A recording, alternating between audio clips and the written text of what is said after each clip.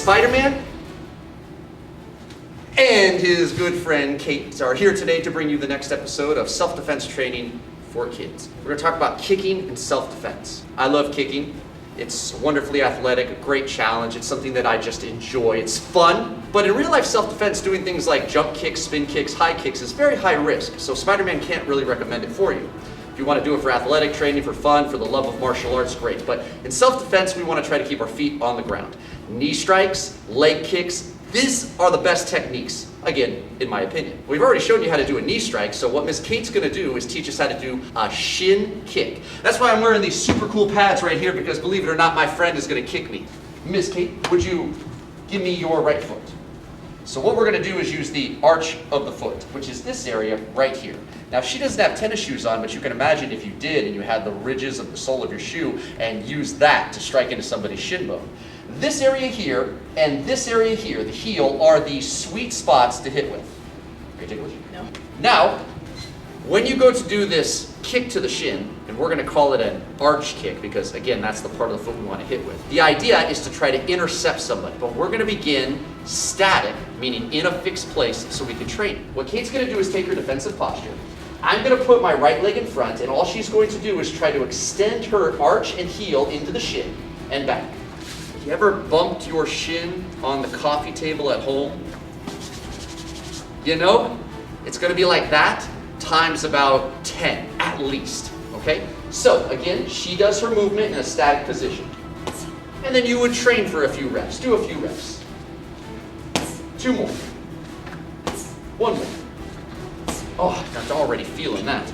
So, hey, moms and dads, when you practice at home with your kids, Spider-Man recommends get yourself some safety gear or just simulate. Now, to work it as an interception, what Kate's going to do is as I approach her and I'm all aggressive, go ahead and just stand natural. I'm like, roar, roar, roar, and I'm yelling at her and I'm intimidating. I'm saying that I'm going to hurt her. Go ahead and project confidence. Back off! That's good. That's actually very scary now for me.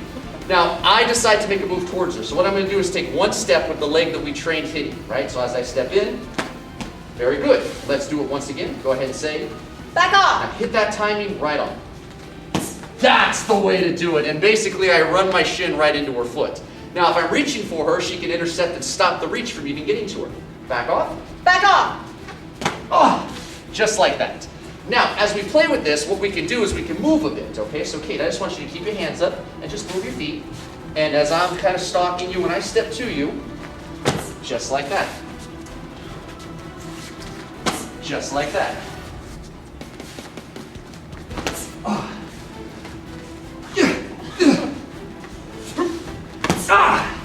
And time. Wonderful.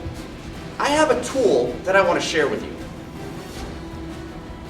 Look disturbing, I know, I'm holding a head. But this tool right here is wonderful for taking everything we've done on Bob and making it more dynamic. So what Kate can do is as I hold this tool, she can do her double palm smash, her ear claps, her eye gouges, her headbutts. She can hold the head and pull it into her knees. She can do her elbows that sandwich or just cut. She can do her hammer fists, her single palm strikes. And as I'm walking around and she's able to do these movements, she can also kick to my shin anytime she wants. And then back to the head. Use a tool like this, and I'll put the link in the description below so that you can check this out if you're interested. I recommend a training method that allows for freestyle self-defense movement, and we're going to use a Tabata method, which is an exercise methodology, and this is what it is. 30 seconds freestyle movement, 15-second recovery for 8 rounds. So it's a 4-minute workout. That's really reasonable, right? You grab your kid, you say, hey, we're gonna do 5 minutes of self-defense with some of the stuff that we worked on in the garage last Saturday. And you go out there, you get a timer, and you start going. 30 seconds on, and then 15-second break. Kate's gonna show you 1 round.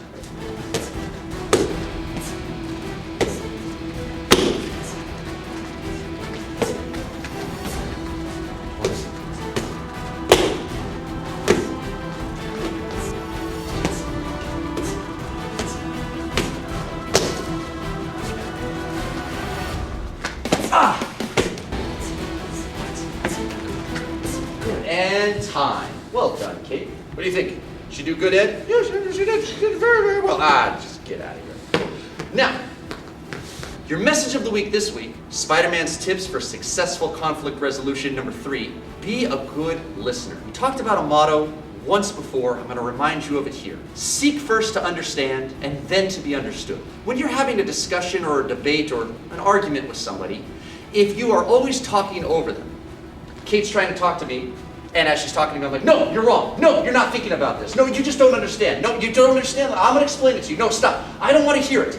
And I'm acting in this way, it's going to be very frustrating for her. And the main reason is that whether I intend to or not, I don't show very much respect. You remember our previous lesson where we were talking about keeping our emotions under control? That's what you have to do in this type of situation, and it's very hard, but well worth the effort. Now, in addition to me showing her respect, the hope is that she'll return that, because in order to get respect, you have to give it, right? You can't control the other person, but that is the hope, that they will return the respect. Another benefit to being a good listener, if you allow the other person to talk, then you'll fully understand where it is that they are coming from. You have to remember, not everybody is a very natural speaker. Even if you're talking within your own family, sometimes people stutter and stammer over their words and they're trying to express their point. And if you keep shutting them down, all it's going to do is exasperate the conflict. But if you're quiet and you let them speak, now they feel respected and now you can hear their full point of view. And then the third benefit is once you've understood their full point of view, it's easier for you to formulate your response. And if you can formulate your response, not only can you speak more appropriately on the topic at hand, but you'll be less inclined to say something that you might regret. And that's very important too, right? Because you don't want to burn bridges with those who you love and those who you share your life with. So Spider-Man's advice, when in conflict,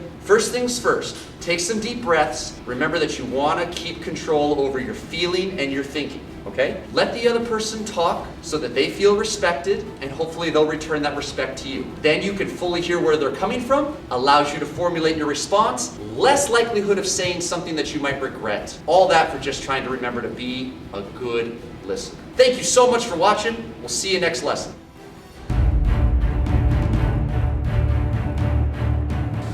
Our 3, 2, 1. Hang on. Go for it. What? All right. Kate, quit messing around. Goodness sakes.